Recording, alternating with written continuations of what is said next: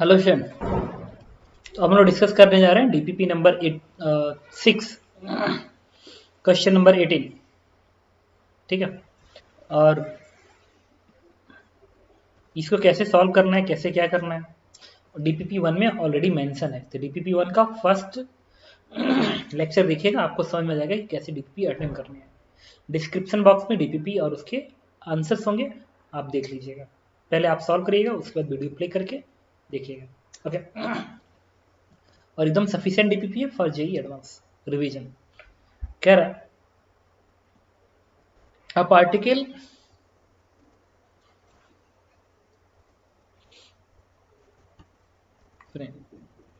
a particle considered to move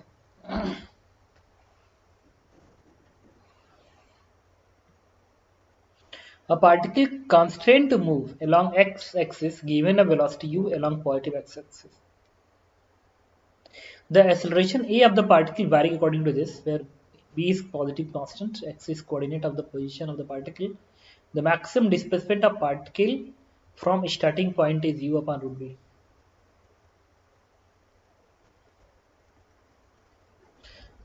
Move along the x-axis given a velocity u along the positive x-axis.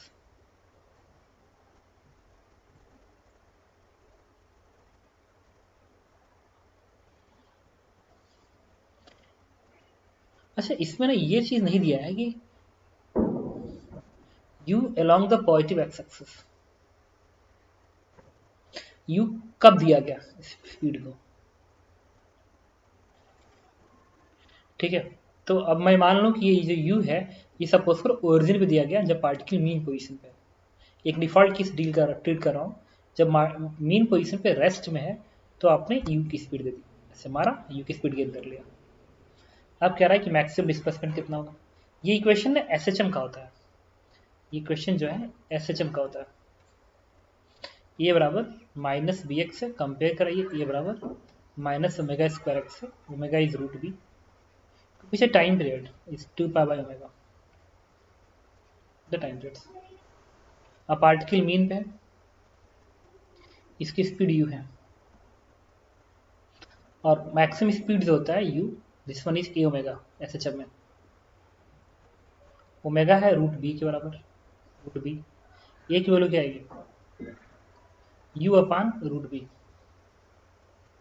Amplitude है u upon root B, particle maximum u upon root B तक जाएगा, ये part correct option. Particle oscillate about origin, of course सही है। SHM कर रहा है और मीन पोजीशन क्या है, origin.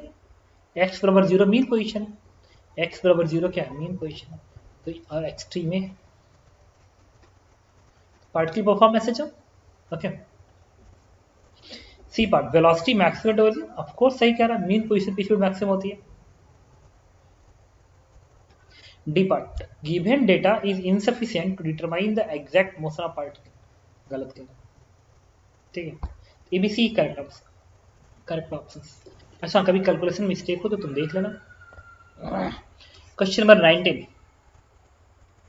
A uniform ring having mass m, radius r, cross section area of the wire is a, young modulus is y, is rotating with angular speed omega on a smooth horizontal surface. Which of following is correct option? Tensions, changing length, etc. चलो question number 19 deal कर रहा है।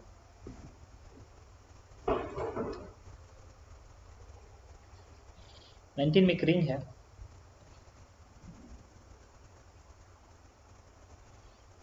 मास m, radius r, मास m है, radius r के बराबर है, और string का जो क्रॉस सेक्शन एरिया ना ये वाला, दैट इज कैपिटल है। यंग मॉडुलस y के बराबर है, एंगुलर स्पीड ओमेगा से घूम रहा है। पूछ रहा correct option they, tension in string, string में टेंशन बताइए। तो अगर ये रिंग ओमेगा से घूम रहा है और इस रिंग में आपको टेंशन चाहिए, तो देखो ये क्वेश्चन सर्कुलर मोशन में बताया जाता है। ठीक है, और साथ में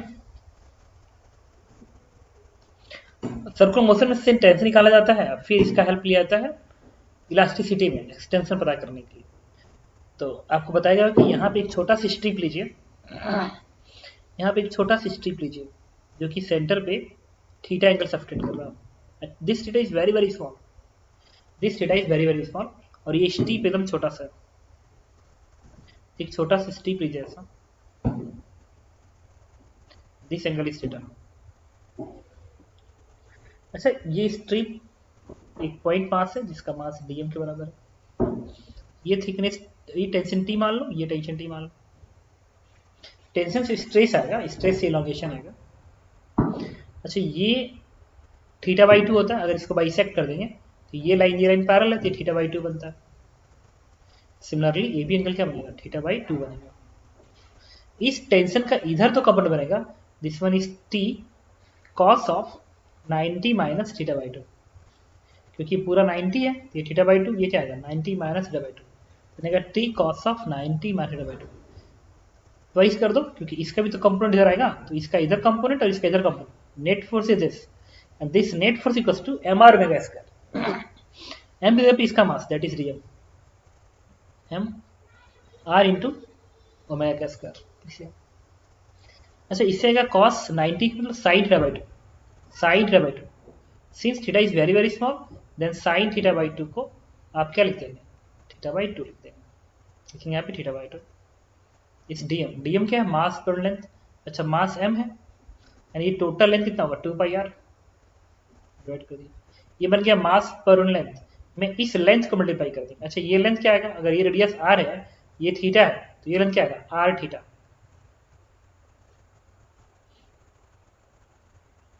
मास अपॉन टोटल लेंथ इनटू ये वाला length, that is r theta, r theta, r theta. ये रेडियस आर है, ये थीटा है, this length is r theta. यहां से टेंशन की वैल्यू आ गई, एम आर से आर कट जाएगा, m are omega square upon 2 pi, this is tension. अब लिखेंगे stress upon strain equals to m modulus. Stress क्या आएगा, टेंशन पे एरिया से डिवाइड कर दो, तो m are omega square divide by area, area capital है, क्रॉस सेक्शन एरिया ये डिवाइड कर दिया, आ गया स्ट्रेस अपॉन स्ट्रेन। स्ट्रेन इस पूरे लेंथ में क्या है, इंक्रीज है। तो अब देखो बताता हूँ, पेरीमीटर क्या होता है, दैट इज 2 पाई आर। तो कोई पूछे पेरीमीटर का इंक्रीज क्या आएगा, दैट इज डेल पी। तो डेल पी बराबर किसका होगा, तो 2 pi del r. Perimeter 2 pi r है, तो पेरीमीटर का increase 2 pi r delta r. तो स्ट्रेन क्या होगा, इस पूरे में स्ट्रेन होगा, पेरीमीटर में कितना इंक्रीज हुआ है, डिवाइड बाई पेरीमीटर। ये बनेगा क्या आपका, इस पेरीमीटर में कितना स्ट्रेन है, स्ट्रेन। तो इसको इससे डिवाइड कर दो, this one is del r upon are.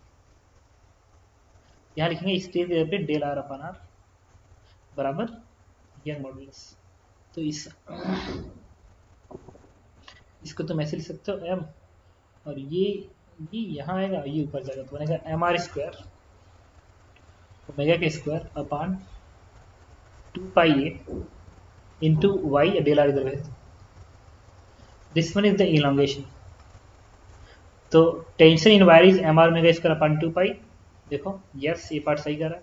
Changing length of the wire, ये भी सही कह रहा है। M are square omega square upon 2 A Y ना, नहीं गलत कह रहा है, ये गलत स्टेटमेंट है, ये सही है C part. Elastic potential energy, elastic potential energy कितनी होती है, this one is nothing but potential energy. कैसे निकालोगे, इसमें कितने का एनर्जी है, तो इलास्टिक पोटेंशियल एनर्जी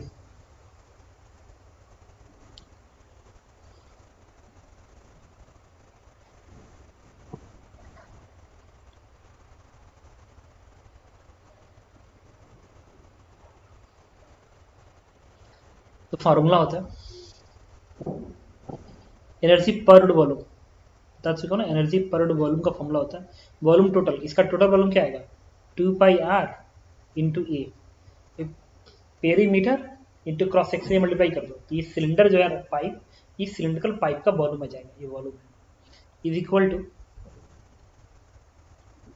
याद करो 1/2 स्ट्रेस इंटू स्ट्रेन होता है, 1/2 stress into strain. Stress into strain लिख सकते हो, ये भी बनता है स्ट्रेस अपॉन स्ट्रेन बराबर यंग मॉडुलस। तो स्ट्रेन और क्या होगा, स्ट्रेस का स्क्वायर अपॉन यंग मॉडुलस। यहाँ से इसको यस क्या भेज दो, यहाँ पे यंग मॉडुलस आएगा। तो स्ट्रेन बराबर स्ट्रेस अपॉन इतना। फॉर्मूला क्या होता है 1/2 स्ट्रेस इंटू स्ट्रेन। स्ट्रेन जब इसको रखोगे तो स्ट्रेस का स्क्वायर बन जाएगा, स्ट्रेस का स्क्वायर अपॉन यंग मॉडुलस। ठीक है, तो इसको इधर भेज दो, 2 पाई से 2 कटेगा, बनेगा pi R A upon Young modulus into stress. Stress tension upon area से आएगा, ठीक है, इसको एरिया से डिवाइड करो, ठीक कितना आ गया m are omega square divide by 2 pi m. This one answer by 4 का टर्म बनना चाहिए, बनी रहा 4 का टर्म। इसके बाद कैलकुलेशन चेक कर लेना कि ये सभी वैल्यू बराबर है कि नहीं बराबर है, ये वैल्यू बराबर आ रही कि नहीं आ रही। मैं फोर्स बस मार्क किया। क्वेश्चन नंबर 20 में कह रहा है कि uniform disc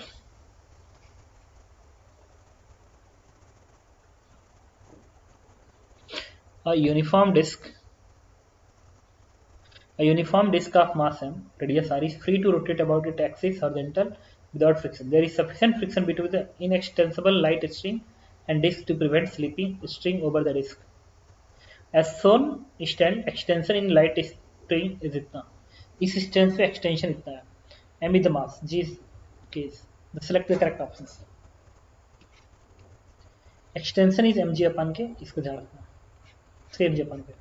Acceleration of block just after release is, acceleration of block just after release is, ठीक है। क्वेश्चन नंबर 20 पे चलता है। Question number 20,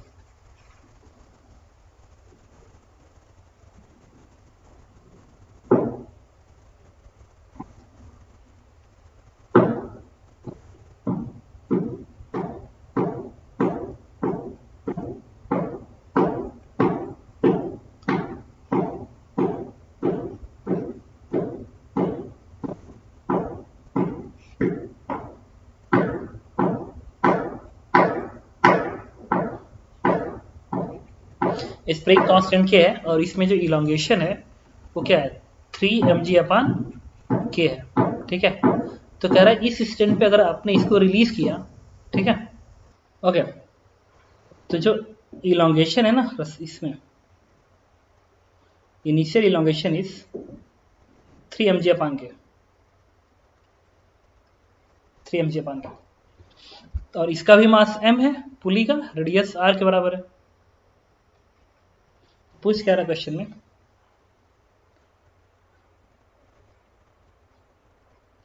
acceleration of block just after it's release, release होने के जस्ट बाद एक्सेलरेशन पूछ रहा है। बी पार्ट क्या कह रहा है, tension in string continuously increases till extension of spring reaches the maximum value.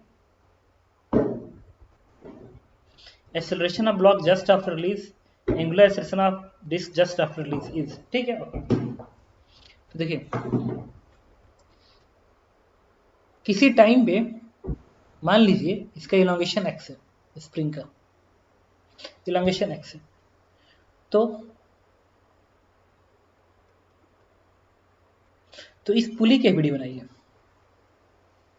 तो यहाँ पे जो टेंशन फोर्स आएगा, यहाँ पे टेंशन फोर्स तो स्प्रिंग की वजह से आएगा, दैट इज kx। पुली है, ये पार्टिकल्स है, इस एंड का टेंशन T1 मान लीजिए, T मान लीजिए, यहाँ टेंशन T है, इसका एंगुलर एक्सेलरेशन अल्फा मान लीजिए। अब इसके बाद लिखेंगे टॉर्क बराबर आई अल्फा, तो इसके बाद टॉर्क क्या लिखोगे T इंटू आर और kx इंटू आर, ऑपोजिट कर दो। टेंशन ऐसे घुमाएगा और स्प्रिंग फोर्स ऐसे घुमाएगा, माइनस कर दिया, बराबर आई अल्फा। डिस्क है तो centre of mass toward mr²/2 into alpha, r से आर कट जाएगा, इसी क्वेश्चन क्या बनेगा T माइनस kx बराबर m r अल्फा/2। अच्छा, इस ब्लॉक का एक्सेलरेशन अगर ये मान लो, इसका एंगुलर एक्सेलरेशन अल्फा है, तो ये और अल्फा में जो रिलेशन होगा दैट इज ए बराबर आर अल्फा, कांस्टेंट रिलेशन। यहाँ पे क्या रहा था T माइनस kx बराबर m r अल्फा/2, तो r अल्फा की जगह पे ए रख दो, तो बनेगा ma/2। Question number 1। अब बनाएंगे इस ब्लॉक की वीडियो, तो टेंशन T ऊपर दिखाओगे, mg नीचे दिखाओगे, इक्वेशन क्या लिखोगे mg माइनस टी बराबर मास इंटू ए, दोनों इक्वेशन को जोड़ दो तो T से T कटेगा, ये बनेगा mg minus kx 3ma/2। Okay, तो यहां से ma की वैल्यू मिल गई, that is 2/3 mg minus kx। ma की वैल्यू मिल गई। अच्छा, टेंशन निकालना है t, तो t बराबर क्या लिखोगे? इसको इधर भेज दो kx को, kx ma/2, m a की जगह p की वैल्यू है, m by 2 कर दो, 2 कर दो, इसको उठा के यहाँ प्लेस कर दो, तो इससे आएगा 1/3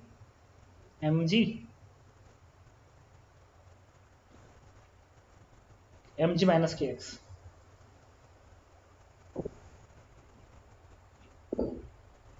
इससे बनेगा mg/3 माइनस 1, ये 1 माइनस है ना, तो 3 यहाँ बनेगा 2kx/3। तुम देख रहे हो कि जैसे जैसे इसका इलोंगेशन बढ़ेगा, जब ये ब्लॉक नीचे पर आएगा तो इलोंगेशन और बढ़ेगा, जब x बढ़ेगा तो टेंशन इंक्रीज करेगा। इसका मतलब वो सही कह रहा है, x बढ़ने पे टेंशन इंक्रीज करेगा।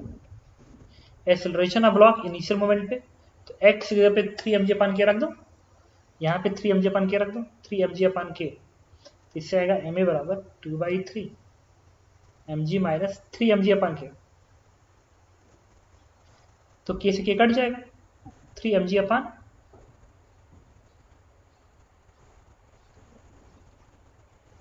ठीक है।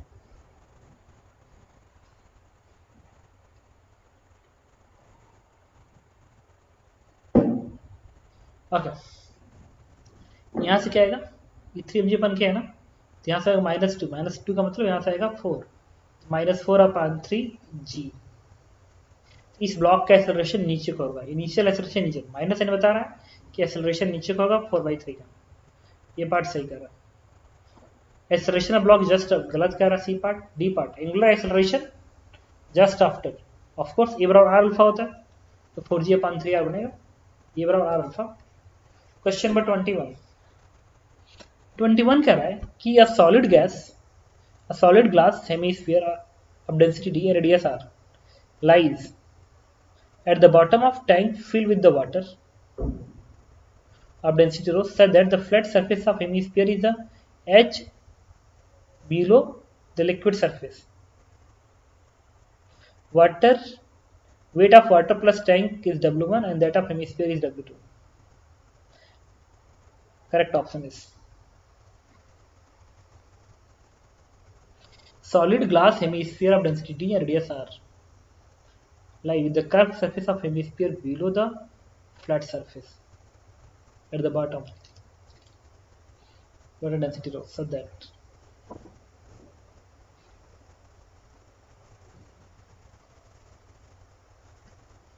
question number 21 once again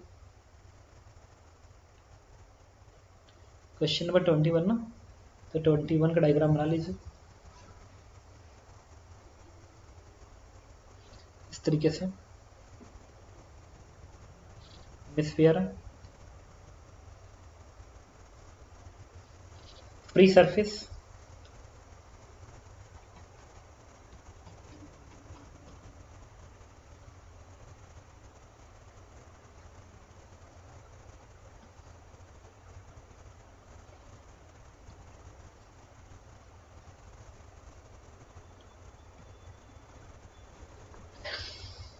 solid hemisphere, पूरा पूरा सॉलिड है, इसकी डेंसिटी डी है, रेडियस आर है।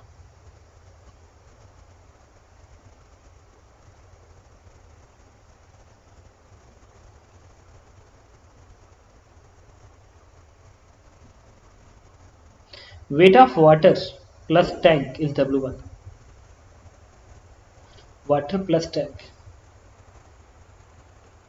कह रहा है कि ये वाटर और ये टैंक है, ये टैंक, इसका वेट W1 है।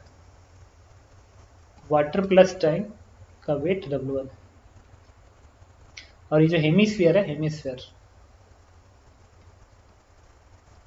इसका वेट W2 है।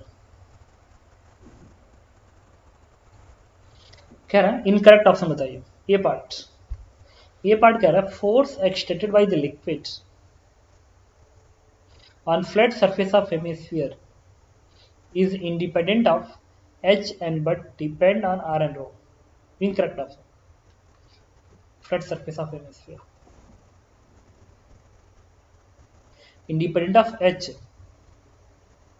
and d, r and rho. अरे यहाँ पे जो फोर्स लग रहा होगा वो किस पे डिपेंड करेगा? अरे एटमॉस्फेरिक प्रेशर पी नॉट है, तो यहाँ का प्रेशर निकालो, इस एरिया से मल्टीप्लाई कर दो, तो क्या आएगा? ये पार्ट में आंसर आएगा, बॉटम सरफेस से जो फोर्स आएगा वो p naught plus h plus r rho g multiply by area पार स्क्वायर। तो यहाँ का प्रेशर निकालो, पी नॉट प्लस ये पूरा डिस्टेंस रो जी, ये एच है ये आर है, तो एच प्लस आर रो जी आ गया यहाँ का प्रेशर, ये पूरा प्रेशर आ गया। अब इसको इस एरिया से मल्टीप्लाई कर दो, दैट इज पार स्क्वायर। जो फोर्स है इसके बॉटम सरफेस पे वो एच पे डिपेंड कर रहा है, आर पे भी कर रहा है और रो पे भी कर रहा है, डी पे नहीं कर रहा है, डी पे नहीं कर रहा है। कह रहा flat surface by liquid on the surface H and D but not depend on, ये गलत कर रहा है, इनकरेक्ट ऑप्शन ये, इनकरेक्ट ऑप्शन ये है, तो सही मार्क कर दिया। Force created by the liquid on the curved surface hemisphere is independent of H and D, but dependent H और D से independent है? कहाँ independent था?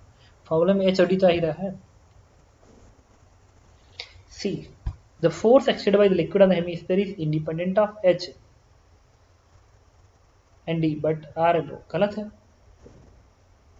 The force exerted on the liquid on hemisphere. अच्छा ये तो फ्लैट सरफेस वाइज कर्व लिखा ना, कर्व पे चेक कर लेते हैं। कर्व सरफेस से जो फोर्स आएगा independent of H and D but depend on R and rho ना, वो किसी पर डिपेंड नहीं करेगा। ये कर्व सरफेस है ना, तो क्या होगा? कर्व सरफेस है, जो कर्व सरफेस है जितना फोर्स इधर से आएगा वो आपस में कैंसिल हो जाएगा, इधर से कैंसिल हो जाएगा, तो कर्व सरफेस तो नेट, कर्व सरफेस से नेट फोर्स जीरो हो जाएगा। जितना इधर से आएगा उतना इधर से आएगा कैंसिल, जितना इधर से आएगा उतना इधर से आएगा cancel, net force is zero, तो ठीक है।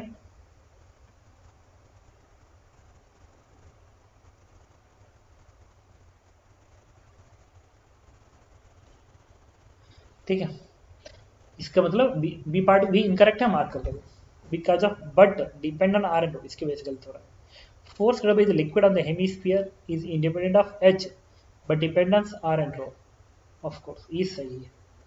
नेट फोर्स का मतलब है, अच्छा इसको मार्क नहीं करोगे लेकिन,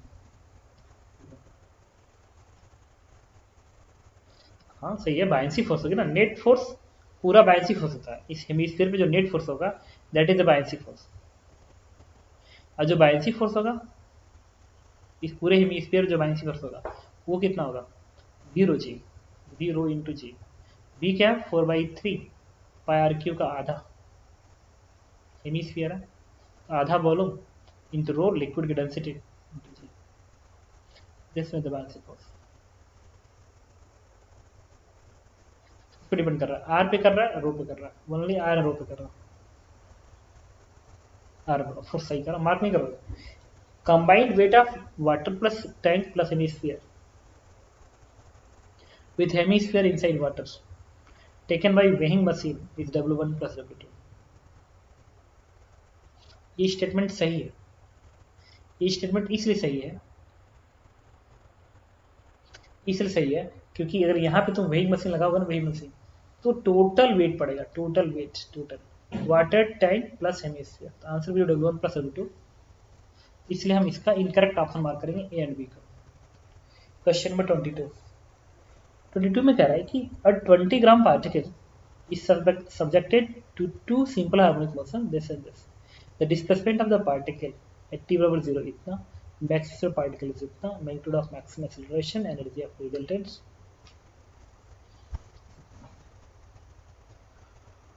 ओके, क्वेश्चन नंबर 22 पे आता है। देखो इसमें क्वेश्चन क्या है, देखो मास है 20 ग्राम, इक्वेशन है डिस्प्लेसमेंट का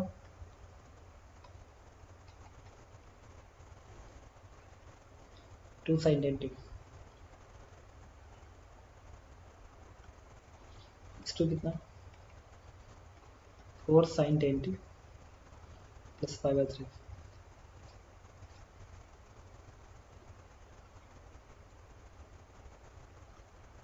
अब क्या रहा है रिजल्टेंट डिस्प्लेसमेंट की इक्वेशंस। अच्छा इस एसएचएम का जो फेयर डिफरेंस है डेल्टा फाई वो कितना है, इसमें से घटा दो that is π/3। π/3 is what, it is 60 degree. Resultant अब रूट क्या बनेगा, तो root a1 square plus a2 square plus 2a1 a2 cos 60 degree. यहाँ से 4 आएगा, यहाँ से 60, इट इज 20। ये आएगा 2 दूनी 4 सबको 16 cos 60 होना 0.2 होता है, ये बनेगा रूट 28।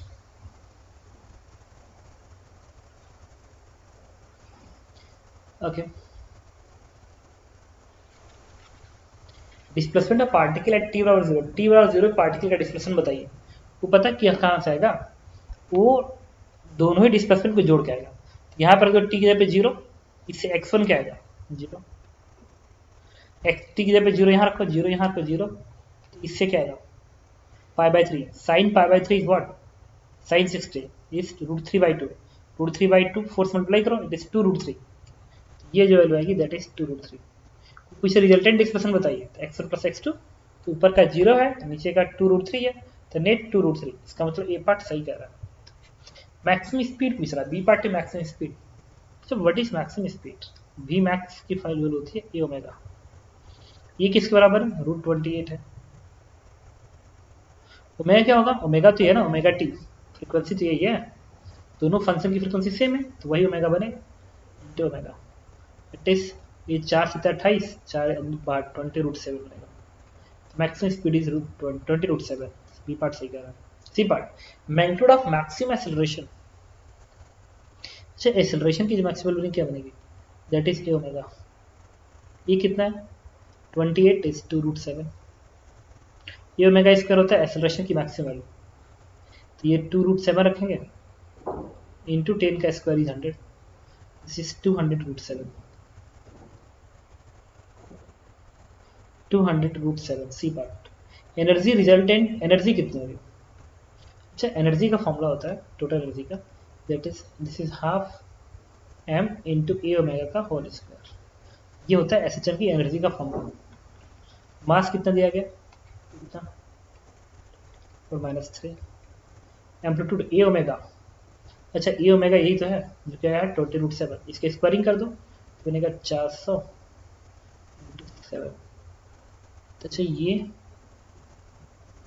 3 ये 2 बनेगा ना, कैंसिल आउट कर देगा, ये 2 28 सर इधर 28 D part is correct answer. इसका सारे आंसर सही है A B C D. Now 23 कह रहा है कि 3 identical horizontal rod A B C D and E D each of length 2 metre. इसका भी लेंथ 2 मीटर है, इसका भी लेंथ 2 मीटर है, इसका भी लेंथ 2 मीटर है। On smooth horizontal surface the rod C D is rest, rod C D rest में है and rod A B and F purely translated with equal speed u. ये इक्वल स्पीड यू से जा रहा है और ये वैल्यू है 5 मीटर पर सेकंड के बराबर। The end B and E collide, B और ई आपस में कोलाइड करते हैं simultaneously with end C and D, C और डी से टकराते हैं and the rod is resultantly joint just after collision. पूरा सिस्टम कोलिजन में ज्वाइन कर देता है। Find the angular velocity of the system just after collision. ठीक है ओके 23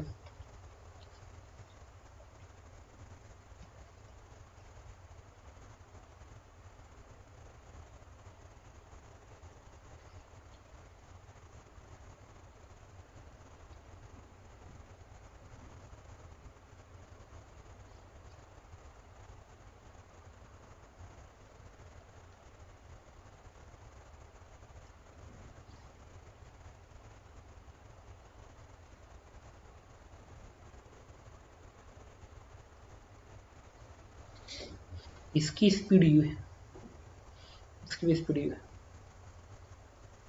तो सिमेट्री से तुम देखो अगर ये भी यू से आ रहा है ये भी यू से आ रहा है, तो पूरे सिस्टम को जो सेंटर ऑफ मास यहाँ पे ना, उसके अबाउट सर्कुलर मोशन आ जाएगा, प्योर सर्कुलर मोशन करेगा।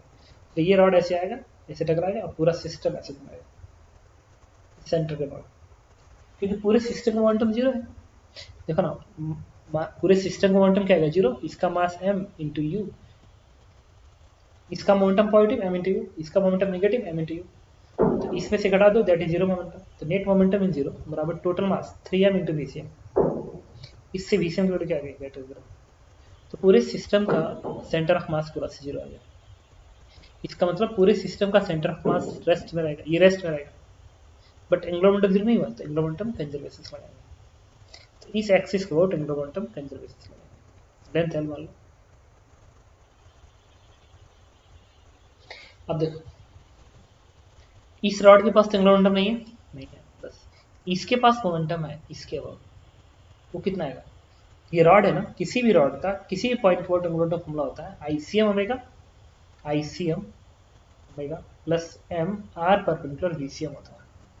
तो ICM ओमेगा तो जीरो हो गया, क्योंकि इनिशियली ये तो रोटेट नहीं कर रहा है, ट्रांसलेट कर रहा है ऐसे, बस यही बचेगा M R परपेंडिकुलर VCM। तो M इसका मास M है, R परपेंडिकुलर होता है कि सेंटर ऑफ मास की जो वेलोसिटी है ना, उसकी परपेंडिकुलर दूरी एक्सेस से, ये दूरी ना, ये दूरी L/2 होगी। अगर पूरा L है, ये कितना होगा L/2, M R VCM किस बराबर है, U रख दो। अच्छा, जितना इस रॉड के एंगुलर मोमेंटम इसके अबाउट आएगा, क्या इस रॉड का भी एंगुलर मोमेंटम इसके अबाउट वही आएगा? हाँ वही आएगा। तो इस कर लोगे, क्यों? क्योंकि ये रॉड भी ऐसे एंगुलर मोमेंटम देगा, ये रॉड भी ऐसे देगा, तो दोनों का सेंस सेम है ना, ऐसे देखो सेंस, ये भी क्लॉकवाइज है और नीचे वाला भी क्लॉकवाइज चल रहा है, equals to net I omega.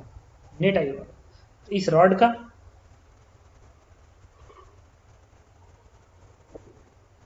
Momentum से इसके अबाउट लिखो, सेंटर के अबाउट। तो इसके लिए पैरेलल थ्योरम लगाएंगे, पहले इस एक्सिस के अबाउट, फिर पैरेलल थ्योरम, पहले इसके अबाउट ml/12 और शिफ्ट करेंगे पैरेलल एक्सिस थ्योरम। बनेगा I की जगह पे ml/12 प्लस m इंटू इस डिस्टेंस का स्क्वायर। अच्छा, ये भी L/2, ये भी L/2, तो L/2 का स्क्वायर L²/4, ये बनेगा L²/4, ये क्या बनेगा L²/2। तो this one is the moment of inertia of this rod about the centre of मास, और इसका भी वही आएगा इसके बाद। तो इसमें ट्वाइस और लगा लेते हैं, ये तो इस रॉड का बन गया, बच गया इस रॉड क्या होगा, इस रॉड का सिर्फ होगा ml²/12, क्योंकि उसका एक्सिस उसके सेंटर ऑफ मास पे ही है, इस रॉड का सेंटर मास एक्सिस पे है। सिंपलीफाई कर दो, आंसर आएगा 2 से 2 कटा, क्या बनेगा MLU बराबर, ये बनेगा इससे 3ml/12 मतलब ml²/4 बनेगा, 4 4, ये क्या बनेगा ml² ओमेगा। अच्छा, ओमेगा कितना आएगा, that is 4u upon 5l, 4u upon 5l, 4u upon 5l।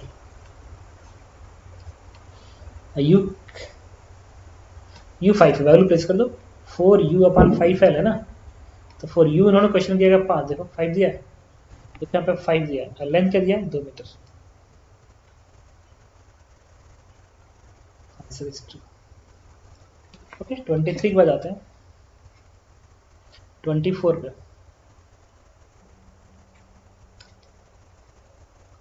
ये सिस्टम में क्या है कि वेटलेस रिजिड रॉड, ये रिजिड रॉड है with a small bob at the end is hinged at a point A and B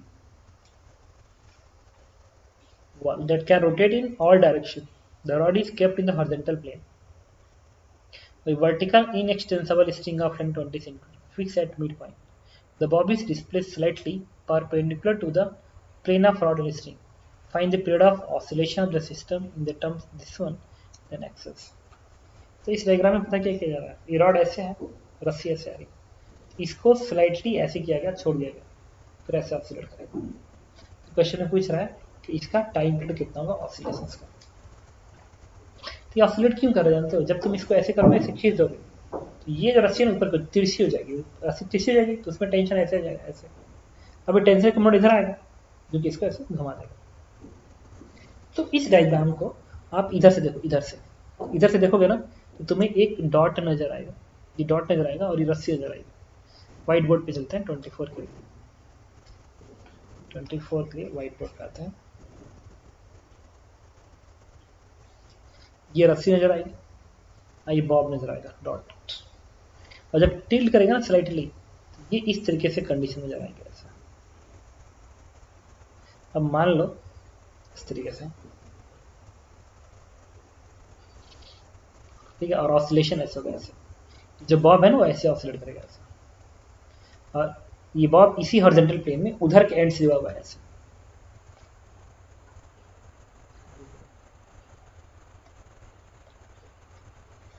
इस point के about ये बॉब घूमता हुआ नजर आएगा ऐसे, बॉब है ना ऐसे ऐसे, तो घुमाएगा कौन, ये जो रस्सी तिरछी होगी, पहले वर्टिकल है ऐसे, वर्टिकल है, जब इसको ऐसे करो तो ऐसे जाएगी, तो इसका कंप्यूटर इधर आएगा घुमा देगा। ओके चलिए कैलकुलेट करते हैं। टोटल लेंथ 12 है, मास है मान लो बॉब का,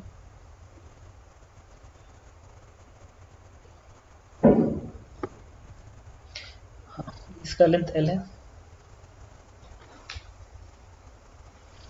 ठीक है। तो एक चीज बताओ, लेट्स किसी टाइम पे वाला एंगल थीटा है, इसमें टेंशन T है,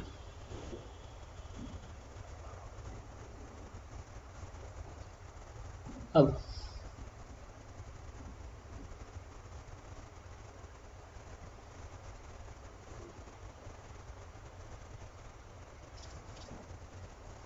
इस T के दो कमेंट बनेंगे, अगर ये वाला एंगल थीटा बोलते हो, अगर ये थीटा वर्टिकल से तो यहाँ वर्टिकल ला दो थीटा, तो इस T के कमेंट बनेगा जैसे T साइन थीटा, ये बनेगा T कॉस थीटा। अब तुम मुझे ये बताओ, ठीक है, ये रोटेट कौन सा टेंशन कराएगा, रोटेशन ये फोर्स कराएगा, तो ये रस्सी था तो रस्सी का जो ये कंप्लीट इधर आएगा, इधर वही वाला इस बाब को ऐसे ऑसिलेट कराएगा ऐसे। ओके चलिए अब हम लोग फोकस करेंगे इस टी साइन थीटा और इस बॉब के डायग्राम पे, कुछ इस तरीके से होगा, बताता हूँ। ये लेंथ है 12 के बराबर, और आपने बॉब को यहाँ पे कर दिया शिफ्ट करके, ये पहले यहाँ था शिफ्ट करके यहाँ पे कर दिया, इस एंगल को अल्फा मान लो, अल्फा मान लो, ये है मेन पोजीशन की लाइन, और इस प्लेन में जो फोर्स है इधर that is T sine theta. अब लिखो इसके बाद टॉर्क इक्वेशन, इस एक्सिस को, मतलब आपको इसके बाद टॉर्क बता रहा हूँ, देखो इसके बाद टॉर्क लिख रहा हूँ, इसके बाद टॉर्क, लेकिन ये जो रस्सी है कायदे देखो, ये रस्सी L दूरी पड़ा हुआ है, सिर्फ L दूरी पे, L दूरी पे, तो रस्सी जो है बेसिकली वो L दूरी पे जो फोर्स लगा रहा है ना L दूरी पे है, ये रस्सी ये है बेसिकली जो कि L दूरी पे है, यहाँ से L दूरी पे है, रस्सी ने जो टेंशन दे रखी है इस डायरेक्शन में that is T sine theta. अब इसके बाद टॉर्क क्या लिखोगे, that is T sine theta into L, torque बन गया बराबर आई अल्फा आई। अच्छा इसके अबाउट किसका मोमेंट रसिया, इस बॉब का, क्योंकि रॉड तो मासले से, तो बॉब पे क्या होगा m into 2l m are square into alpha. तो इसके बाद टॉर्क क्या हुआ, this force into this torque बराबर आई अल्फा, आई क्या होगा m into r square, r बनेगा यहाँ से यहाँ तक की दूरी, माइनस साइन इसलिए दे रहा हूँ क्योंकि डिस्प्लेसमेंट तुमने इधर दिया है और टॉर्क उल्टा आ रहा है। लेकिन इन सब में पता प्रॉब्लम क्या है,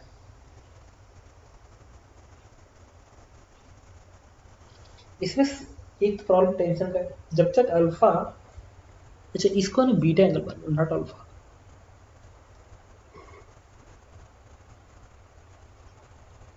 और ऑसिलेशन इस पॉइंट के बाद हो रहा है ना, तो इस पार्टिकल का जो एंगुलर एक्सेलरेशन है वो हमें बीटा के फंक्शन में चाहिए, सिर्फ बीटा के फंक्शन में, तभी जाकर मैं कंपेयर करूंगा ये बराबर माइनस ओमेगा स्क्वायर थीटा, तभी जाकर आंसर आएगा। अब इसको कंपेयर कराएंगे अल्फा बराबर माइनस ओमेगा स्क्वायर बीटा से, ये बीटा है ना, ऑसिलेशन तो इसके बाद हो रहा है, ऐसे ऑसिलेट कर रहा है, इस प्लेन में जो एंगल है बीटा उसके साथ मुझे इसके एंगुलर एक्सेलरेशन का रिलेशन चाहिए था।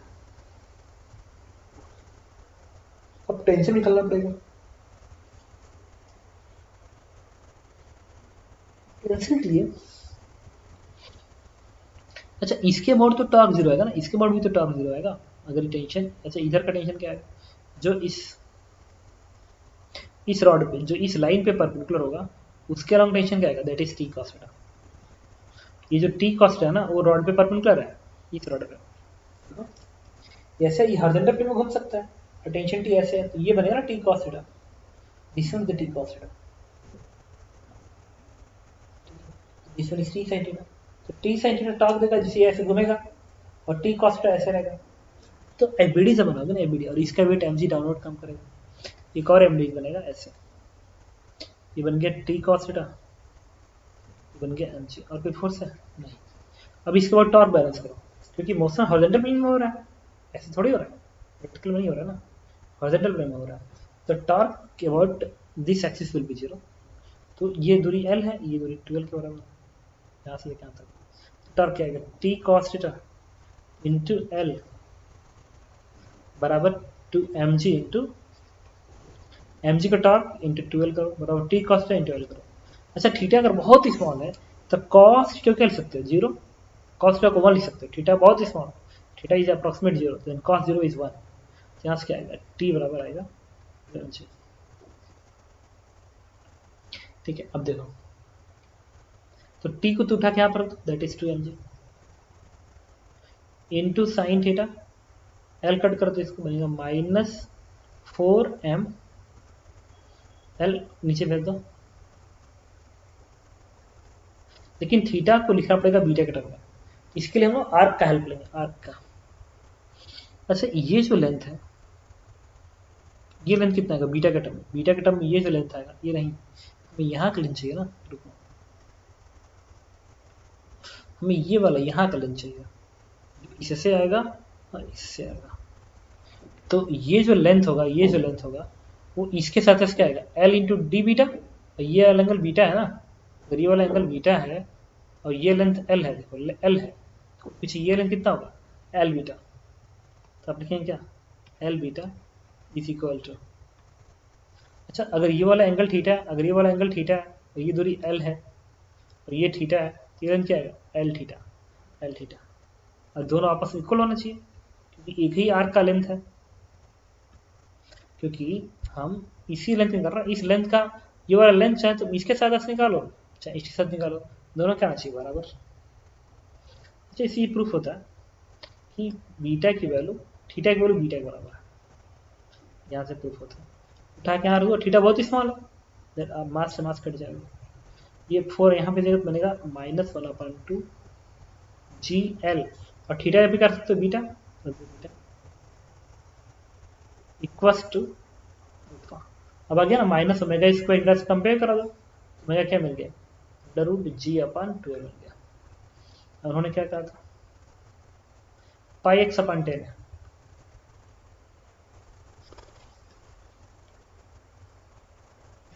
find the period of small oscillation in form of πx/10, the law of x period, तो टाइम पीरियड कितना है बताओ, टाइम पीरियड इज 2π/ω, ओमेगा ये है ना उठा कर दो, दैट इज √2l/g। क्वेश्चन उन्होंने क्या रखा है कि जो वैल्यू बराबर किसके है πx/10, πx/10, पाई से पाई कट जाएगा, और इंफॉर्मेशन लेंथ है 20 सेंटीमीटर, लेंथ है 20 सेंटीमीटर, जी है 10 के बराबर, लेंथ है 20 सेंटीमीटर, यहाँ पे लेंथ है 20, पुट कर दो तो क्या बनेगा 2√20 सेंटीमीटर है तो मीटर में बदल लो, अब ये वैल्यू कैलकुलेट कर रहा हूँ यहाँ से, तो यहाँ से क्या आएगा, ये 0.1 का 10 जब दो तो 100 हो जाएगा, 2 × 2 4, 2 बाहर आएगा तो कितना आएगा 4/√10 बराबर, दिस वन इज x/10,